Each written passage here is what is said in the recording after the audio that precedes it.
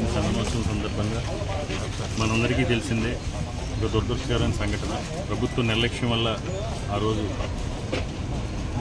సింహాద్రినాథుని తొలి దర్శనానికి వెళ్ళిన 7గురు ఆ రోజు మరణించడం జరిగింది. అందులో భాగంగా ఆ రోజు మరణించిన వెంటనే మాజీ ముఖ్యమంత్రి శ్రీ వైఎస్ జగన్మోహన్ రెడ్డి గారు విశాఖపట్నం ఇచ్చేసి ఆ కుటుంబానికి జరిగిన తీరని లోటు గురించి వారిని ఓదార్చి ఆ రోజు జగన్మోహన్ రెడ్డి గారు ప్రతి కుటుంబానికి కూడా 2 లక్షల రూపాయలు వైఎస్ఆర్ కాంగ్రెస్ పార్టీ తరఫున ఆర్థిక సహాయం చేయడంతో పాటు ముఖ్యంగా ప్రభుత్వం ఏదైతే గతంలో ఈ మరణించిన కుటుంబాల డిమాండ్ ఏదైతే ఉందో ₹1 ఇవ్వాలనే డిమాండ్ని ఈ ప్రభుత్వం నెరవేర్చే వరకు కూడా నా మాటగా తీసుకున్నా నెరవేర్చింది. లేదంటే మన ప్రభుత్వం వైఎస్ఆర్ కాంగ్రెస్ పార్టీ అధికారంలోకి వచ్చిన తర్వాత దాన్ని కూడా భర్తీ చేస్తామని రోజు చెప్పడం జరిగింది. విజయనగరం జిల్లా పరిషత్ చైర్మన్, విజయనగరం జిల్లా అధ్యక్షులు భీమిలి ఇన్ఛార్జ్ అయినటువంటి చంద్రశేఖర్ గారు, మాజీ మంత్రివర్యులు గుడివాడ అమర్నాథ్ గారితో ఆ రోజు అందరూ కూడా కలిసి వెళ్ళి ఆ కుటుంబాలకి అండగా ఉండి పార్టీ తరఫున ఆర్థిక సహాయం అందించడం జరిగింది. అందులో భాగంగా ఈరోజు అమర్నాథ్ గారు, చంద్రశేఖర్ గారి ఆధ్వర్యంలో వారందరికీ కూడా ఈరోజు ఆర్థిక సహాయాన్ని అందించడంతో పాటు భవిష్యత్తులో కూడా వైఎస్ఆర్ కాంగ్రెస్ పార్టీ తరఫున తప్పకుండా ప్రభుత్వం ఏదైతే ఆ నష్టం జరిగిన కుటుంబాలకు హామీ ఇచ్చిందో హామీలు నెరవేర్చడంతో పాటు అన్ని రకాలుగా కూడా ఆ ప్రభుత్వానికి ఆ కుటుంబాలకి వైఎస్ఆర్ కాంగ్రెస్ పార్టీ తరఫున మారల్ సపోర్ట్ ఉంటుందని తెలుసు. గత నెల 30వ తారీఖుని శ్రీ శ్రీ వరహ నరసింహస్వామివారి చందనోత్సవం సందర్భంగా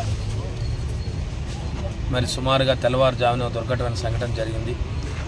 మరి సంఘటన మాకే కాదు, ఈ ప్రాంత ఉత్తరాంధ్ర వాసులందరికీ కూడా, భక్తులందరికీ కూడా, ప్రజానీకానికి కలిసివేసిన సంఘటన. అది చాలా దురదృష్టమైన సంఘటన.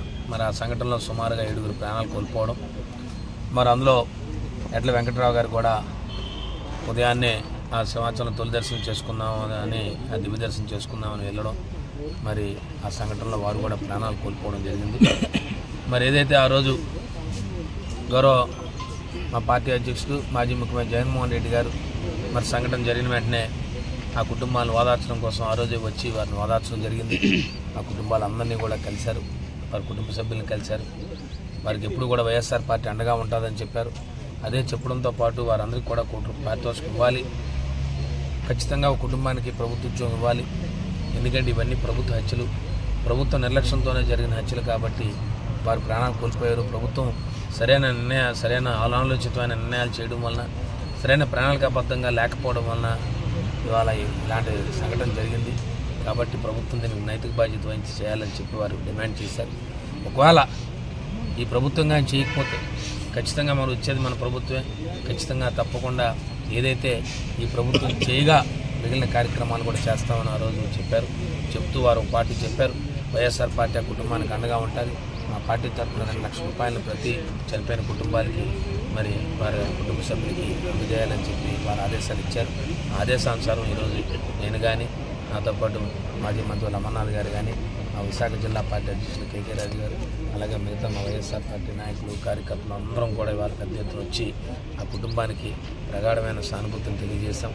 అలాగే చనిపోయిన ఎడ్ల వెంకటరావు గారు ఎక్కడున్నా కూడా వారి ఆత్మక శాంతి కలగాలని చెప్పి ఆ భగవంతుని స్మరించుకుంటూ, అలాగే ఆ కుటుంబ సభ్యులను ఎక్కడున్నా ఆయన ఆ కుటుంబ సభ్యులను చల్లగా చూడాలని చెప్పి మరి వారిని కోరుకుంటూ, మరి ఇలాగా ఎప్పుడు కూడా ఈరోజు ఏదైతే ఉందో వారు చెప్పిన 2 లక్షల రూపాయల ఆర్థిక సహాయాన్ని వారికి అందించి వారి సతీమణికి అందించాం.